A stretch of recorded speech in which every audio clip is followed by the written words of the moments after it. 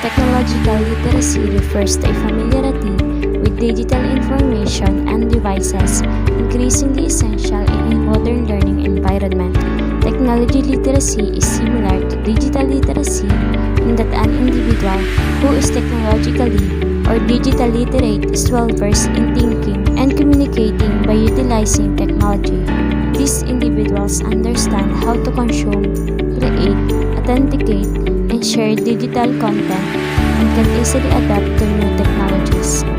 Technological device means any computer, cellular phone, smartphone, digital camera, video camera, audio recording device, or other electronic device that can be used for creating, storing, or transmitting information in the form of electronic data. Advantages of technological literacy. Technology literacy plays an important role in facilitating learning. It has facilitated many effective educational methodologies such as self-directed, independent, and collaborative learning. It can connect students whom separated by schedule and location might otherwise not be able to learn from each other, and it can provide the opportunity of receiving immediate feedback and assessment, making learning appear comparatively more achievable than it would without an instant feedback. Advantages of technology literacy. Technology literacy causing our minds to be shallow and assert students who read things a better understanding and a stronger memory than those who read via internet.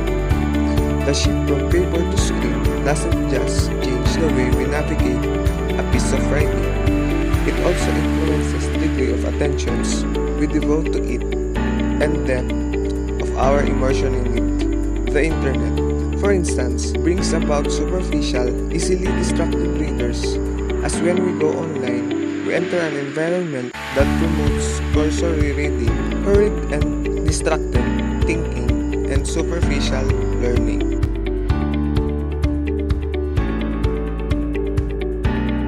First, emphasize the importance of critical thinking. The majority of media we consume today comes from online sources, some of which are more credible than others. Of course, the fact that so much information is readily available to anyone with an internet connection is decidedly positive thinking, but it also means that today's students are more susceptible to subliminal message, misinformation, and fake news. 2. Use social media for learning and collaborating. Today's students are already active on social media, and in many cases, they may already be more adept at using than their teachers. So the focus shouldn't be on introducing students to the ins and outs of social media, but on how demonstrating how it can be used in an educational context. For example, Pinterest boards can be used for providing and receiving feedback during group projects. Twitter can be used to create polls for research purposes or find expert sources. And Facebook or LinkedIn groups can be used to connect with and collaborate with other peers. 3. Provide guidance on how to avoid plagiarism. Although the internet hasn't necessarily made plagiarism easier, it has changed the way it happens, and students may now be at risk for plagiarizing even without meaning. A study published in the journal Higher Education found that many students don't understand plagiarism, but they do not want more information on what it is and how to avoid it. For example, students often borrow ideas or use phrases they find online without properly citing the original work, and are later surprised to learn that this constitutes plagiarism. So another important aspect of becoming digitally literate is learning how to avoid plagiarism by taking good notes, using citations and quotes, and properly supporting a discussion with a reference. Number 4. Teach students to manage their online identity. Regardless of whether we consciously manage it or not, we all leave a digital footprint and have an online identity. Students who have grown up using social media are more likely to take it for granted that their data is stored online, and as a result, may not give as much thought to safeguarding their privacy by managing their privacy settings, reading privacy policies, and being as respectful in their online interactions as they would be in person. But in the same way that not managing an online identity can have negative implications, taking steps to build a positive one can be hugely beneficial to students' career prospects. With this in mind, learning how to safeguard privacy online but also how to share the right information and content are important aspects of a well-rounded digital literacy education. Number 5. Help students manage digital distractions.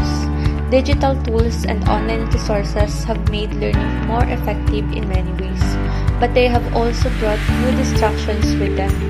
Research shows that many of us struggle with digital distraction, which can make us feel distant and drained, and even reduce our enjoyment of experiences.